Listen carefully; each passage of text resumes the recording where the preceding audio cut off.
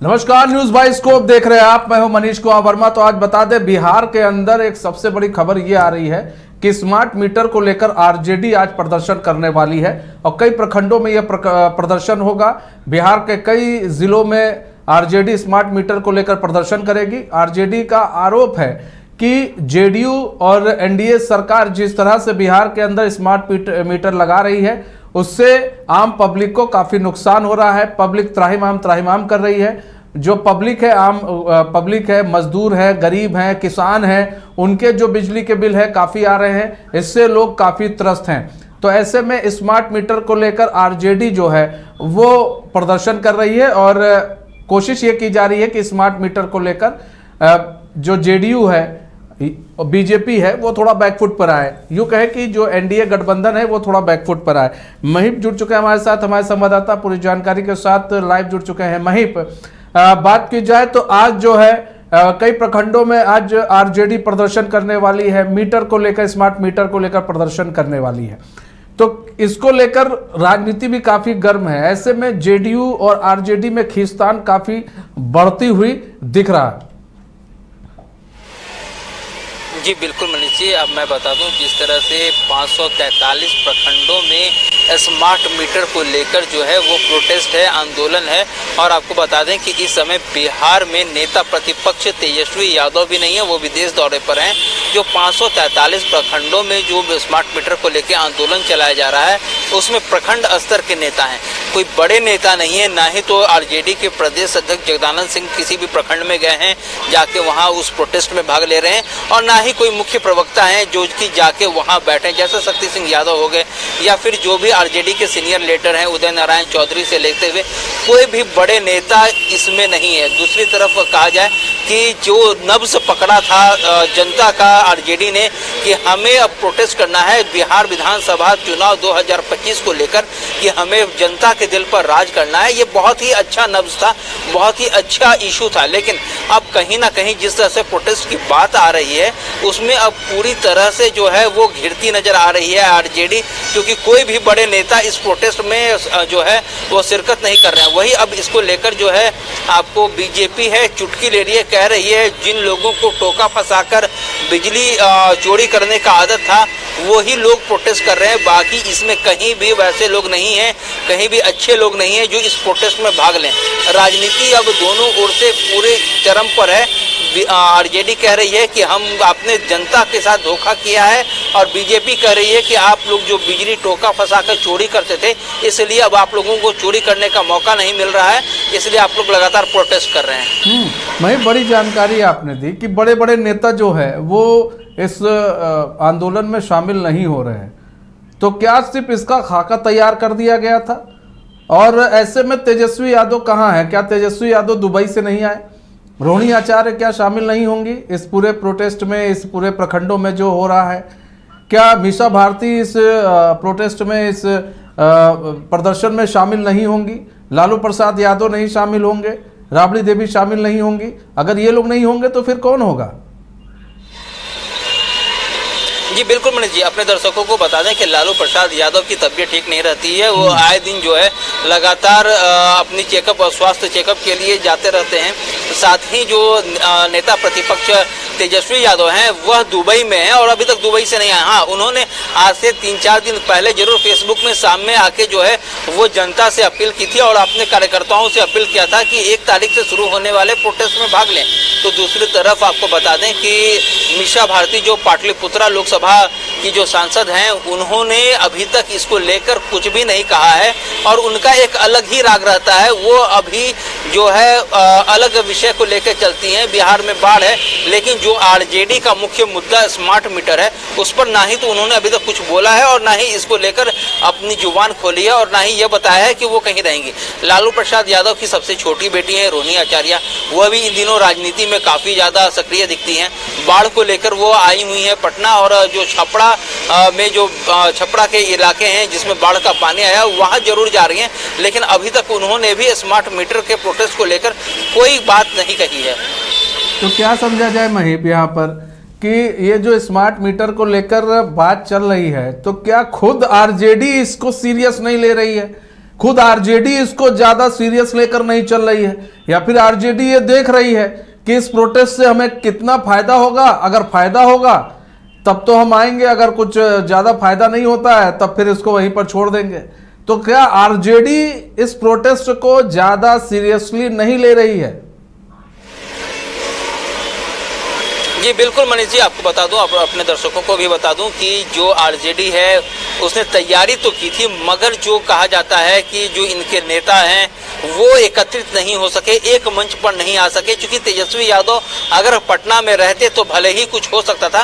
तेजस्वी यादव पटना में नहीं है। मीसा भारती जो कि पाटलिपुत्रा सांसद हैं वो भी कहा जाए तो बाढ़ प्रभावित एरिया में जो है वो घूम रही हैं, मगर उसको लेकर अभी तक स्मार्ट मीटर को लेकर उन्होंने कुछ भी नहीं कहा है।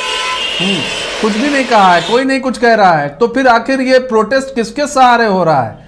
ये प्रोटेस्ट सिर्फ क्या कार्यकर्ताओं के सहारे किया जा रहा है? मतलब बड़ा लीडर शामिल नहीं होगा तो ये तो कह देते हैं कि बच्चों के हाथ में उड़ता हुआ बैलून पकड़ा दो, वो बैलून कितने दूर तक उड़ेगा भगवान मालिक हैं, या तो बीच में फुस हो जाएगा या तो आधे दूर जाके फट जाएगा। तो अब ये तो उड़ता हुआ बैलून पकड़ा रहे हैं बच्चों के हाथ में, और कोई नेता और कोई इसमें शामिल ना होकर। जी बिल्कुल मनीष जी, आपने बहुत अच्छा बात कहा कि बच्चों के हाथ में जो है वो बैलून पकड़ा दो। आरजेडी के जो खाका तैयार किया था वो बहुत अच्छा खाका था, जनता के नब्ज पर, जनता के दिलों पर राज करने का स्मार्ट मीटर को लेके, मगर बीच में ही ये जो अभियान चल रहा है वो टाटा पीस हो गया। 543 प्रखंड हैं और उसमें से कहीं भी किसी भी प्रखंड में कोई भी आरजेडी का बड़ा लीडर जो है वो शिरकत नहीं कर रहा है। खुद आरजेडी के प्रदेश अध्यक्ष हैं जगदानंद सिंह, वो भी 72 साल के हो गए हैं, लेकिन अभी तक उन्होंने भी ये नहीं कहा है कि वो कहां बैठेंगे या किस जगह धरने पर जाएंगे।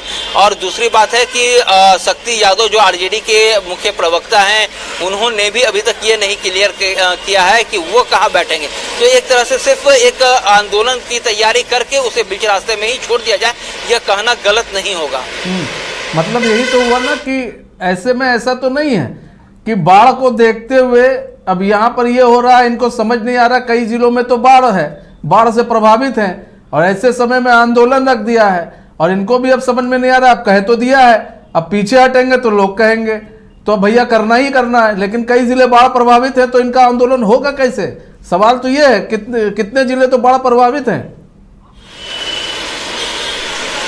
जी बिल्कुल, बहुत से जिले जो 13 से 16 जिले हैं वो बाढ़ से प्रभावित हैं, और इसको लेकर ही लगातार जो है वो राजनीति भी बिहार में हो रही है।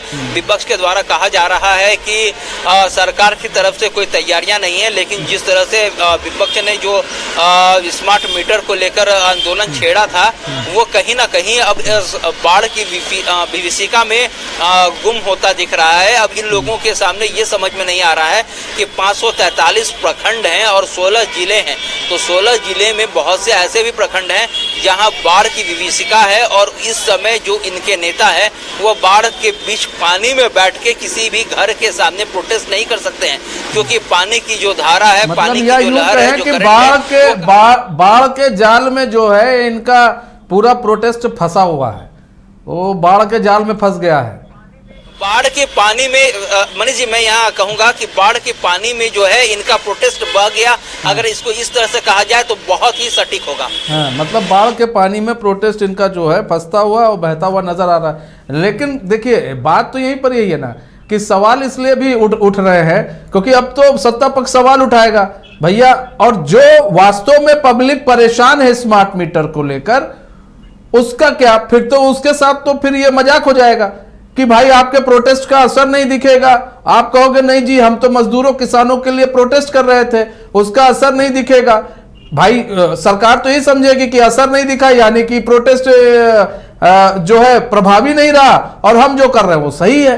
अगर जिसको स्मार्ट मीटर से प्रॉब्लम है वो तो अपनी बात ही नहीं रख पाएगा ऐसे में। जी बिल्कुल मनीष जी, अपने दर्शकों को बता दूं कि जिस तरह से स्मार्ट मीटर को लेके जो ये प्रोटेस्ट की बात कही गई थी, ठीक उसके पहले जो नेता प्रतिपक्ष तेजस्वी प्रसाद यादव हैं वो विदेश के दौरे पर निकल जाते हैं, और उसके बाद वो वहीं से आपको जो है फेसबुक लाइव आके अपनी बातों को रखते हैं, अपने कार्यकर्ताओं को समझाते हैं कि भैया आप प्रोटेस्ट करो। लेकिन अब जो है वो सत्ता पक्ष यानी कि एनडीए गवर्नमेंट जो है उसके जो घटक दल है वो मजा ले रहे हैं, कह रहे हैं कि भाई कोई भी चीज करते हैं आगाज प्रयास तो कर देते हैं लेकिन खुद लापता होते हैं। ऐसे में अब इन लोगों के पास राजनीति करने के अलावा कोई काम नहीं है। किसी भी इशू को लेकर वो राजनीति करते हैं। कहा जाता है, विपक्ष की तरफ से कहा जा रहा था कि बाढ़ की विभीषिका है, सरकार कुछ नहीं कर रही है। अगर सरकार कुछ नहीं कर रही है तो फिर विपक्षी पार्टी जो है आरजेडी, कांग्रेस, ये लोग आखिर क्यों नहीं फ्रंट पर आते हैं और क्यों नहीं कुछ काम करते हैं? ये लोग सिर्फ राजनीति करते हैं। अब सरकारी पक्ष की तरफ से जो सत्ता में बैठे एनडीए गठबंधन के लोग हैं, उनकी तरफ से बार बार यही कहा जा रहा है कि भैया राजनीति ना करो, काम करो। आप बिजली की बात करते हो, आपने अभी तक कहां तक बिजली दी? हमने तो हर घर में स्मार्ट मीटर लगा दिया। हम आज 24 घंटे बिजली दे रहे हैं, उसका पैसा वसूल रहे हैं। सिर्फ आप राजनीति करते हो, राजनीति के अलावा आपके पास कोई काम है नहीं। राजनीति कर रहे, राजनीति के अलावा काम नहीं है। ऐसे में क्या विदेश में बैठकर सब कुछ हो जाएगा? विदेश में बैठकर क्या एक आंदोलन को चलाया जा सकता है? यह भी एक सवाल है कि आप विदेश में बैठे इधर आंदोलन चला रहे हैं, तो क्या विदेश में बैठ के आंदोलन चलाया जा सकता है? महिप, आपको आवाज आ रही है? हाँ महिप, यहाँ पर सवाल यह है कि क्या विदेश में बैठकर एक आंदोलन को चलाया जा सकता है?